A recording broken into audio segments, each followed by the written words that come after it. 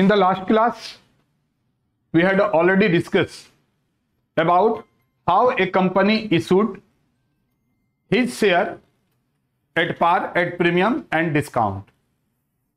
So everything, I think, everything is cleared up to at par, premium, discount and calls in arrear. यहां तक clear है? Any questions? No. So now today's topic is forfeiture and reissue. जब कोई पैसा नहीं देगा तो company उसको शेयर नहीं देगा, है ना? तो शेयर नहीं देगा, ये बात तो हमारा समझ में आ गया कि उसको शेयर नहीं दिया जाएगा. बट इसके बाद क्या होगा? कंपनी बनेगा कैसे? How a company form. तो उसको फिर से रीइश्यू करना पड़ेगा, किसी को बेचना पड़ेगा.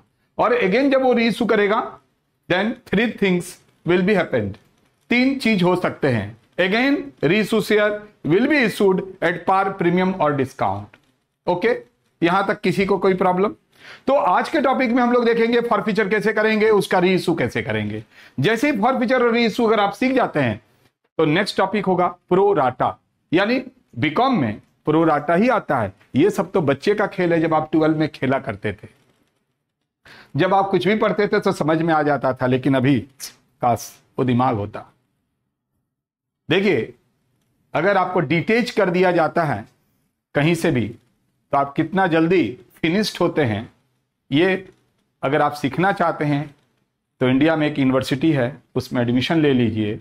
आप पूरे डिटेच हो जाएंगे एजुकेशन से. आप बोलेंगे सर ये क्या बोले? जो अच्छा लगा सो बोले. अब हम स्टार्ट करेंगे now. Sums number 12, look here.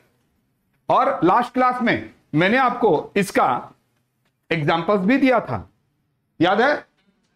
ठीक है, okay. Now illustration number 12. A company forfeited. एक कंपनी फॉरफीचर कर रहा है. जहां जहां अंडरलाइन करने के लिए बोलेंगे वहीं पर करना. एक company forfeited 400 shares.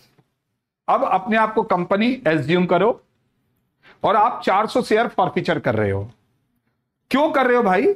Upon which 8 per share were called up and ₹6 per share were paid for application and allotment. देखो, शेयर का दाम 10 है बट कॉल्ड अप 8 ही किया गया है. कॉल्ड अप कितना किया? 8. इससे यह पता चलता है कि फाइनल कॉल अभी बाकी है. आगे लिख देगा, क्योंकि जब यहां पर बोल दिया है एक company forfeited 400 share upon which 8 per share were called up, तब या तो फेस वैल्यू 8 होगा या फेस वैल्यू अगर 10 होगा तो 2 बाकी रहेगा. As you know the face value of every equity share if not mention in the questions will be 10. ठीक है. 6 per share were paid of. अब यहां देखिए 6 पेड किया, यानी अभी पता चल गया कि 2 बाकी है. द फर्स्ट कॉल फॉर ₹2 पर शेयर वॉज नॉट पेड. बोलता है कि कंपनी ने फर्स्ट कॉल का पैसा नहीं दिया. दैट मीन्स फाइनल कॉल अभी नहीं मांगा गया है. पहला, इसमें 3 सिचुएशंस दिया गया है, अच्छे से समझेंगे. Now question number 12 1. तो अभी तक आपको क्या पता चला कि कंपनी का फेस वैल्यू 10 है. आप बोलेंगे सर कैसे पता चला? फर्स्ट कॉल नहीं दिया और वहीं पर स्टॉप हो गया, यानी फाइनल कॉल ₹2 है जो भी मांगा ही नहीं गया है. तो सारा काम कितना के ऊपर होगा? 8 के ऊपर. ओके. 6 पेड किया, यानी 2 बाकी हो गया. और 2 कौन सा बाकी है? फर्स्ट कॉल बाकी है. इसका मतलब एप्लीकेशन और अलॉटमेंट दिया as per questions. Okay. Now look here. If all the forfeited shares were reissued at ₹5 per share. बोलता है कि अगर हम जो फॉरफीचर किए हैं 400 शेयर्स, अगर उसको हम लोग ₹5 करके अगर बेच देते हैं 8 पर शेयर पेड अप, तो जनरल एंट्री क्या होगा? सभी का ध्यान यहां पर. अपने आप से क्वेश्चंस कीजिए, कितना शेयर फॉरफीचर कर रहे हैं? How much share forfeited by the company? That means 400. Now look here, 400 into 8. अब क्वेश्चन ये है कितना दिया और कितना बाकी है। जो बाकी है वो तो बोल ही दिया, 2 रुपया बाकी है, 2। इसका मतलब 8 में 2 बाकी है तो 6 दिया। That means this 2400 will be forfeited by the company for this shareholder। Company ये 2400 रुपया फॉरफिचर करेगा। ओके, कोई प्रॉब्लम।